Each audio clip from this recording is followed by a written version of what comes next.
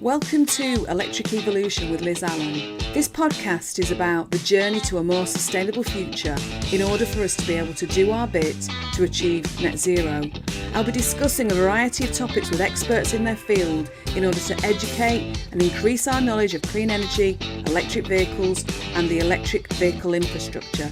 So whether you're an individual wanting to make a difference at home, a small business or a corporate, this podcast is just for you. Well, so today I've got a very different episode. I have got Ian Gibbs, who's the founder of Icycle Limited, and he's based in Clitheroe in Lancashire. And basically, it wasn't me that got to know you, was it? It was Michelle, my digital ops manager, who's an absolute star, who's absolutely dying to have an electric bike. And this is what we're going to be talking about today. So welcome, Ian. Thank you for joining me. Thank you. Yes, it was, thanks Liz. Yes, it was Michelle who I think reached out about information around an electric bike, but I was actually hankering for the loan or use of an electric bike. She still is, you know that. So that's how it came about. Absolutely. So come on, let's have a bit of your story. Tell me how you founded Icycle Limited. What was the reason behind it? So I had a police career for 30 years, finished in 2007, and was looking for what I was going to do next. I felt that I was almost unemployable, so I better work for myself. And bikes and cycling had always been an interest, and so I started doing some cycle training, what used to be called cycling proficiency. Was it cycling proficiency? Cycle proficiency. God, it went out of my head. And he's now called Bikeability, and we started delivering Bikeability, which was a much more structured cycle training for children, actually taking them out on the road, and did that until from 2007 right through until last year. Did that for quite a long time, and then realised that not all children had got a bike, so not all of the children could do it. So then started another company. And I thought, well, there's loads of people got bikes in the sheds. So why can't we facilitate people with bike in the sheds to be able to give them to children? And so the parents are not paying full price for a kid's bike that they grow out of. So then started a company called Cycles Recycled that did exactly that, and that continues today.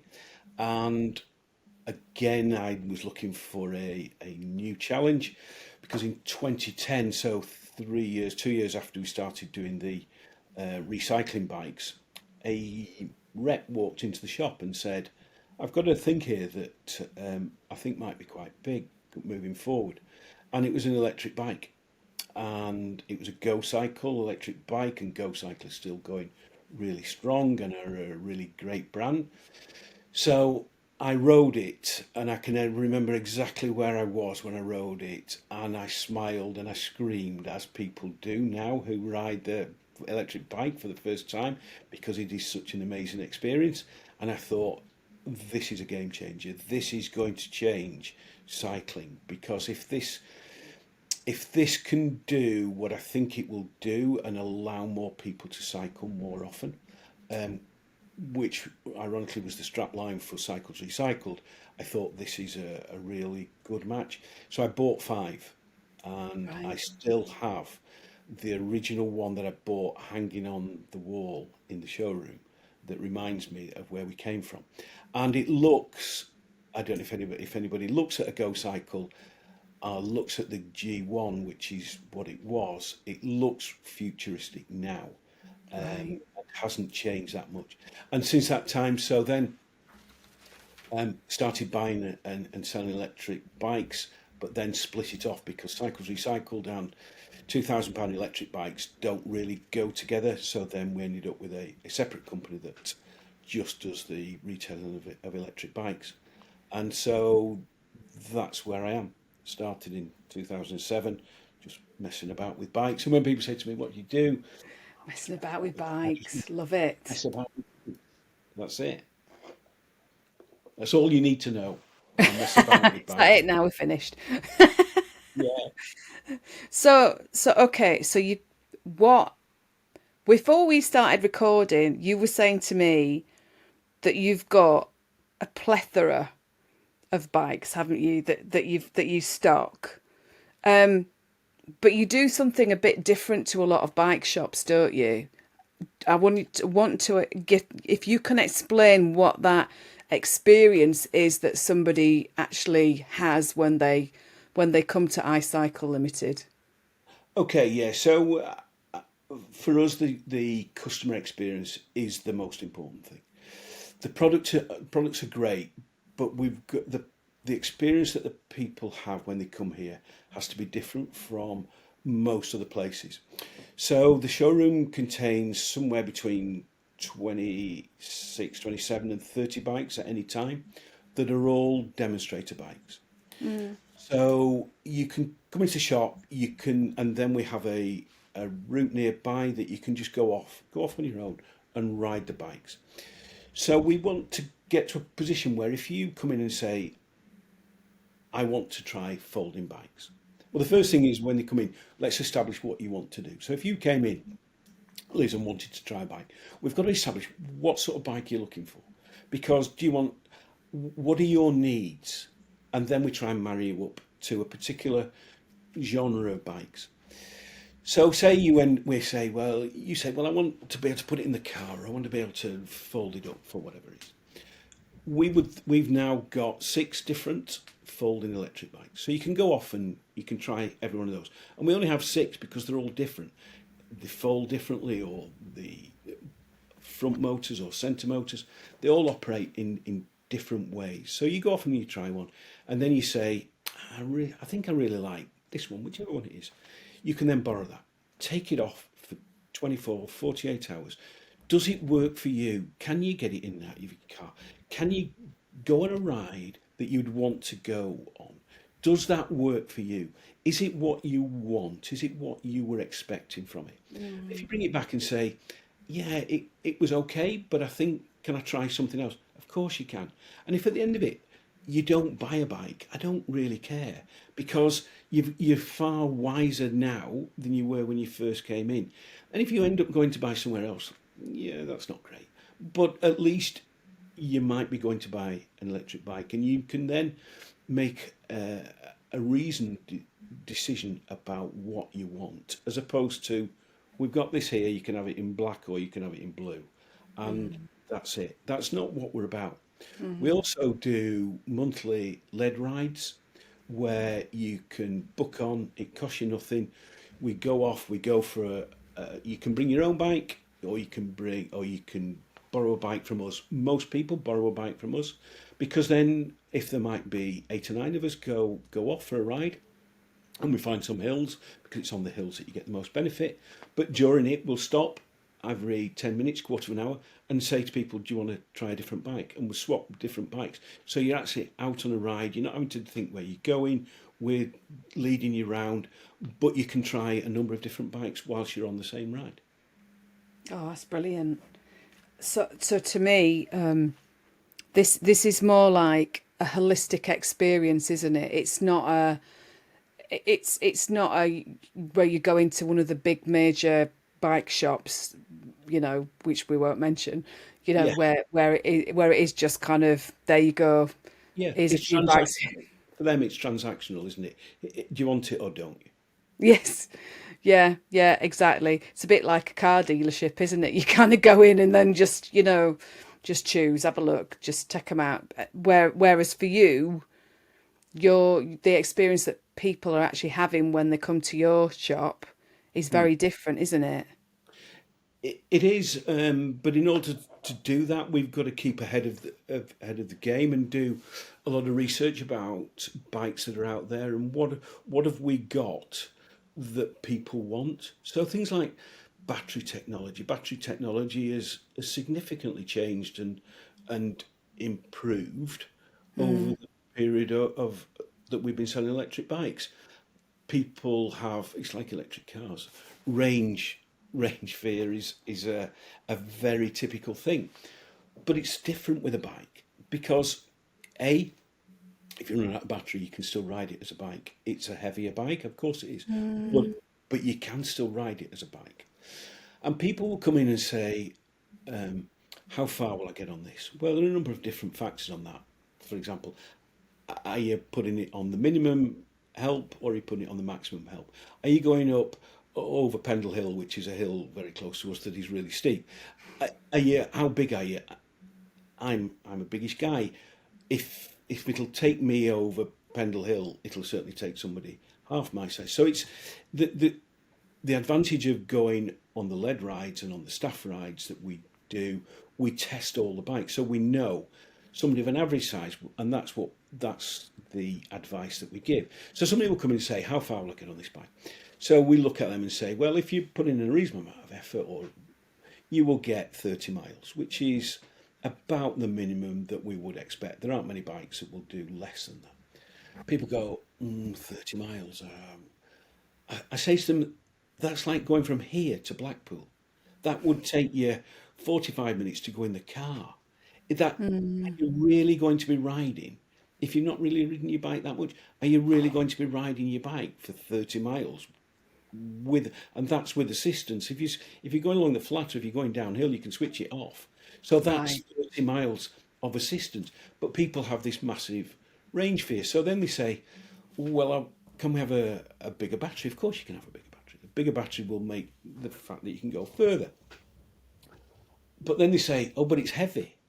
Well, yes, it's heavy because you want a bigger battery. It's all about compromise, which is why we say to people, take this bike with this size battery and go on a ride that you want to do, because most people will only ride for a couple of hours and we might only do 20 miles. So a 30-mile range is more than enough for most people. If you get into serious mountain biking and you're going up and down some really steep hills, yeah, you need a bigger bike. You need a bigger battery. But let's try and give you the bike that is actually the right bike for you, depending on what you want to do. People come in and say, I want a mountain bike. All right, well, why do you want a mountain bike? And they want a mountain bike because there was a big surge of mountain bikes many years ago, so they've ridden a mountain bike. All right, so where are you going? Well, I'm going along the canal path. Well, the canal path is really not a mountain. You don't necessarily need a mountain bike to go along the canal towpath. So deciding and working out the customer's needs is the biggest thing that we ever really try and work out in the shop. But all the people that are here have been doing it a long time and know all the bikes and are really pretty experienced at matching the customer to the right sort of bike. Ultimately, we want to give them a choice of, if you buy this one, it will cost you this much. If you want something a little bit better and it's a little bit better because of X, Y, and Z, it's this much. And if you want the top of the range, it will cost you this much. Nice, good thinking. And actually, do you know what? When you were talking about range then, I didn't even think about the fact that you'd turn it off. How easy is it to actually turn the electric mode off? You've got a controller that's usually by your thumb, and you can vary the levels of assistance. So you can have a minimum assistance, which is usually level 1. Sometimes other manufacturers use words, but level 1 through to level 5 is the usual, level 5 being the most. But you can switch it on and off just with one press of a button. So if you're going along the flat or if you're going downhill, just switch it off. And sort of, I could see that on the website that you've got cargo bikes and trikes. Now, I know what a trike is, obviously, and I'm trying to work out what you'd use a cargo bike for. Would that be somebody like a delivery, a mobile delivery driver like Deliveroo or Just Eat or something like that? Is that what that's for? It is. So cargo bikes are a massive area of growth.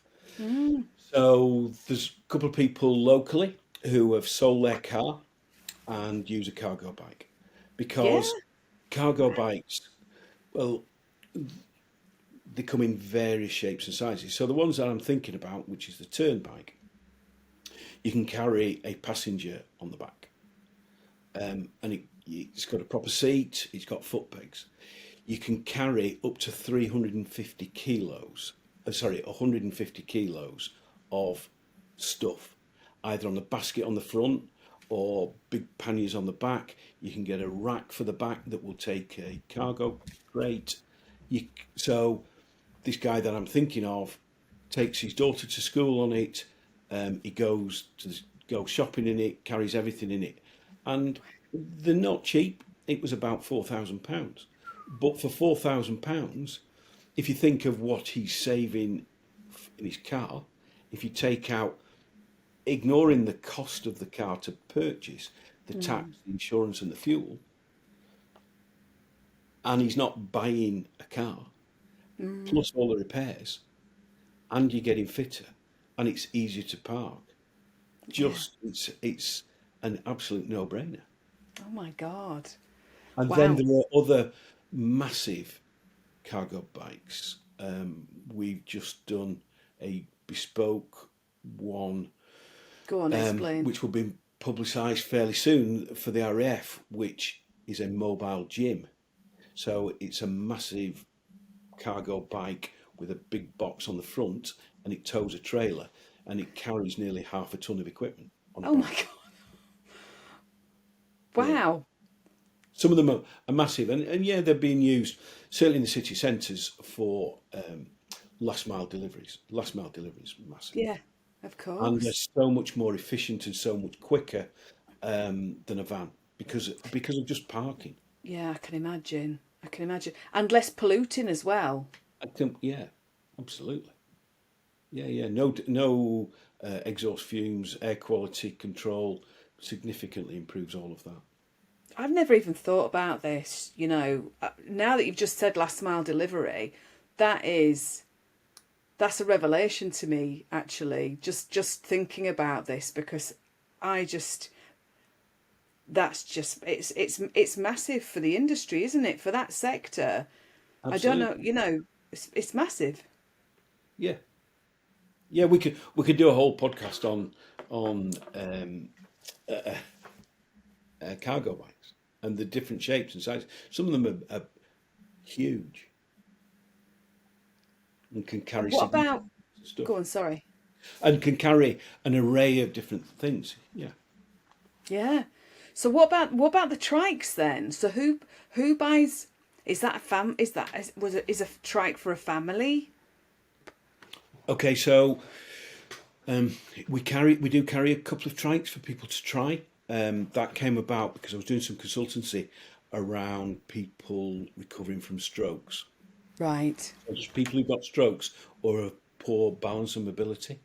So people who were recovering from strokes, not only did it help them physically, say they were left-sided affected, it helped the movement on the left side, but it definitely significantly helped them on their mental improvement, because it meant that they'd got some mobility, it meant that they could get out and get some exercise, it meant that they could get some fresh air. There are limitations. Trikes are big, they're heavy, they don't fit through doors particularly well. So you've got to be mindful of the circumstances. If you can keep it in the garage and they can get to the garage and just go, I'm thinking of a couple of people that have tried them who were on the stroke programme, just riding around the local streets, just being able to get to the shops, it just helped them significantly. I bet. But also there's a lady who was 91 who lived in Settle, who had a trike offers for about 3 years, and she reckons she'd done nearly 1,000 miles on it. What? Oh my God, that's amazing. And That is amazing. At 91 years old.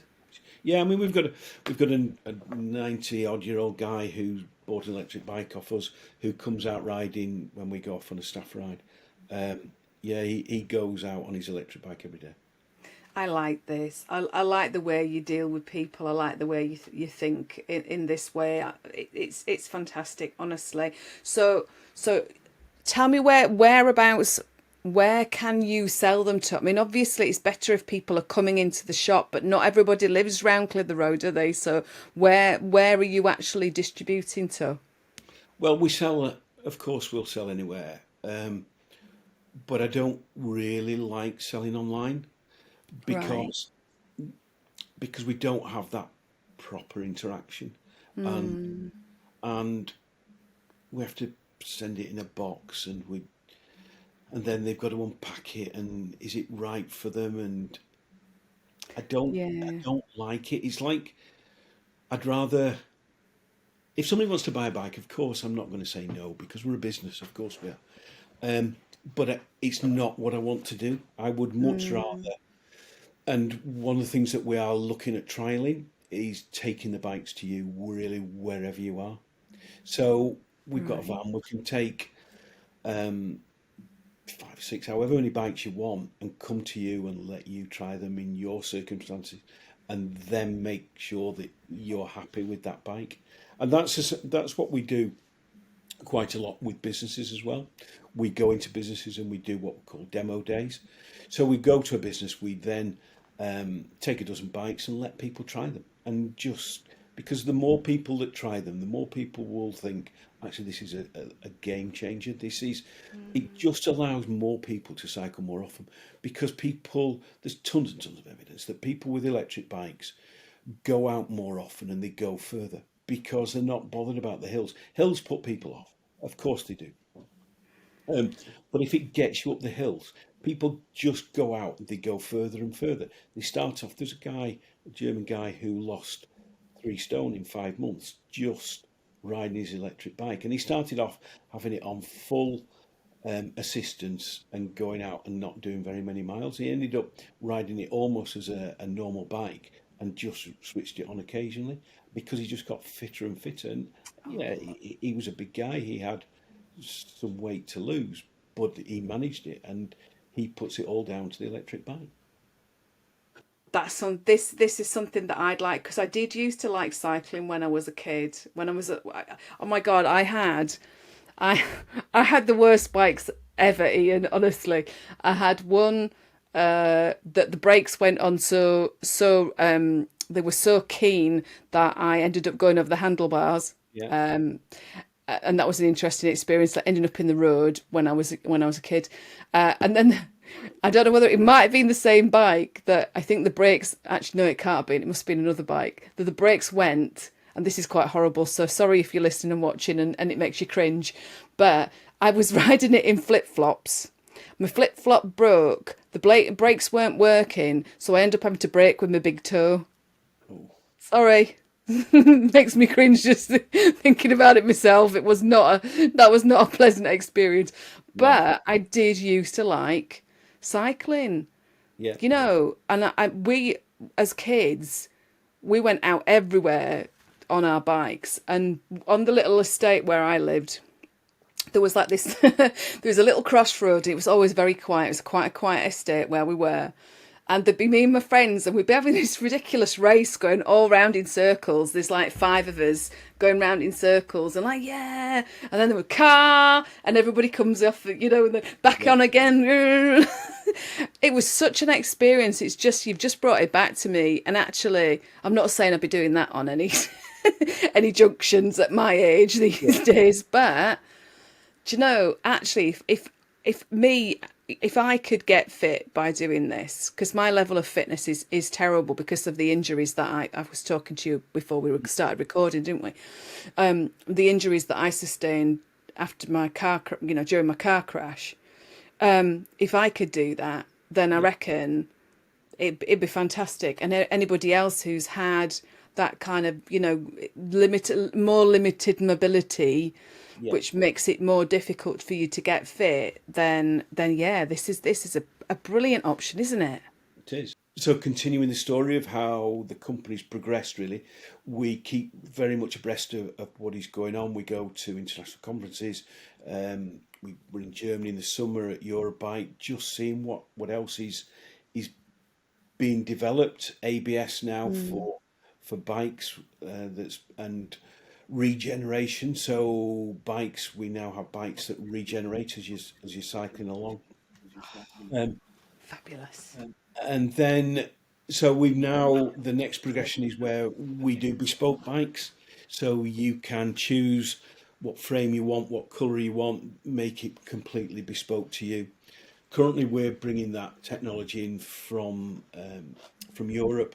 but I'm really keen and had a meeting last week to make that much more UK based, and we're talking to battery and motor manufacturers in the UK and frame manufacturers in the UK, so that we can build a bike that's wholly produced within the UK. So how do you charge an electric bike, and how long does it take on average? I mean, I know obviously it depends on the size of the battery, but what could I use my Zappy charger outside and charge up an electric bike? No, so each one comes Okay. with um, it's just like charging your mobile phone. So you just get a 3-pin plug. You can charge the battery on the bike, or you can take the battery off the bike and charge it remotely. If I was cycling 30 miles then, and knew I was going to run out of charge, I'd need to have a destination where I could stay for 3 to 4 hours that I could plug it into. No, not necessarily. If you were going, if your range was 30 miles, yes, you would. So if you were going to a friend's house or something like that, but you will get about half the charge in about 40 minutes. So it does the first half really. All right. So, and most cafes now are accepting of electric bikes and have plug sockets, because you only need a 3-pin plug to plug it in. Well, that makes a difference, I suppose, then if you don't actually, if you, You don't need a I mean, designated. so I suppose, yeah, so you don't need a designated charger or anything like that. You can just use it off they call it a granny cable with a car. Yeah, yeah. So that's the standard for electric bikes, because the batteries are much smaller. So it's a much more streamlined thing. So you can plug it in anywhere, Brilliant. and you can just take the battery off the bike That's fun. and take it into the cafe.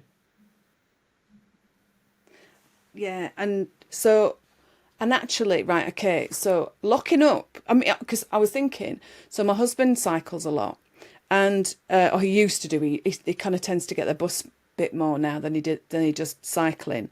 But there was one time when he was working. He was working at Reading Uni a few years before lockdown, Yeah. or I call it BC, before COVID. And actually, somebody tried to nick his bike. So what? Obviously, there's a lot more expensive technology on an electric bike. What do you do to kind of store it? Um, Put a lock on it is the easiest thing, and keeping the battery separate from the bike. So if they steal the battery, if they steal the bike, they've then got to pay £300 or £400 to get a new battery, and they need to pay to get the charger as well. The other thing is, if you are, say, you go to the cafe, you take the battery off, then they're not going to steal that. Some of the systems you can take the display off, so, and you just put that in your pocket, so you can't switch it on, and then all you've got is a heavy bike and is less attractive to steal. Uh, Yeah, okay. and we sell some really, as good as you can get, gold standard or diamond standard locks that are really quite difficult to get through. So if you're spending £1,500, £2,000 on a bike, spending another £30, £40 on a lock is a good investment. Yeah, exactly. So is that kind of minimum price then? Is kind of £1,500 around a kind of minimum price? No, we've got bikes in at 999 and 750. You get what you pay for. Yeah. If you buy one for 750, it's fine, but you get what you pay for. 13, 14, 1500, you get something quite a lot better for that. £2,000, you're getting something of really pretty good quality. Yeah, yeah, kind of like kind of the Mercedes Benz of Yeah, the bike world. you can buy them for £10,000. Um, Oh my God. Don't There's give me an heart failure. some expensive bikes out there, but for most people that just want to do some leisure cycling, then £1,500 or £2,000. And if you start to talk about the cycle to work scheme where people are saving 33%, then you can get a pretty good bike. I've not even thought about that either. So what you can actually get you can get so because that's how my husband got his bike, on the Cycle to Work scheme. Yeah, So yeah. you can get it an electric bike the same. Oh, I'm gonna have to talk to him then, aren't I? This is great. And what about, so obviously you've got the recycling side of the business, and Yeah. I know that's going to change a little bit, isn't it? Is it gonna? Can you envisage a point where that you'll actually get, or are you already at a point where you're getting recycled electric bikes coming through? Yeah, yeah. Oh, yeah, we get recycled electric bikes. But also, because we've got the recycling capacity here, people who buy an electric bike have generally got a conventional bike that they no longer... Because once you ride an electric bike, there's no going back, I'm afraid. It's not very often, unless it's a wholly different... If you're using it for... If you're using an electric bike to go out for just leisure, and then you've got a road bike that you use to do different things, to do racing, that's a different thing. But most people, if they've got an electric sort of bumbling about bike and a conventional one, you're never going to use your conventional one. So yeah, if you buy an electric bike off us, then we'll happily sell your conventional bike for you. Excellent. So I think I'm going to need a trip up to Clitheroe, aren't I now? Afraid so, yeah. Yeah. I mean, it sounds amazing. So I'm just gonna say, so Ian's website is icycleelectric.co.uk. I have it up here now. Yeah. I will add this in the show notes. You're also so Michelle found you on LinkedIn, didn't she? Yeah. And I can see you've also got Facebook, Twitter, or whatever it's called now, X, and Instagram as well. So is there plenty of stuff that kind of goes on there as well? Yeah, we try and keep up to date and keep people informed around developments and things around where you can go and ride your bike that's not on the road, around safe routes. There are plenty around, and infrastructure is a massive. I'll happily talk about the importance of infrastructure anytime. Listen, Ian, it's been lovely having you on here. We've had a few technical difficulties while we've been talking, but I've really enjoyed it. I'm definitely going to try and get up to Clitheroe at some point soon. But I just want to say thank you ever so much for joining me. No problem. I really enjoyed it. Thank you. But listen, thank you again. To everybody else, I'm going to say thank you for watching and listening, and I shall see you next time. Bye-bye. You've been watching Electric Evolution with Liz Allan. Don't forget to subscribe and click on the bell icon, and you'll receive all of our weekly videos. Thanks for watching. See you soon. Bye.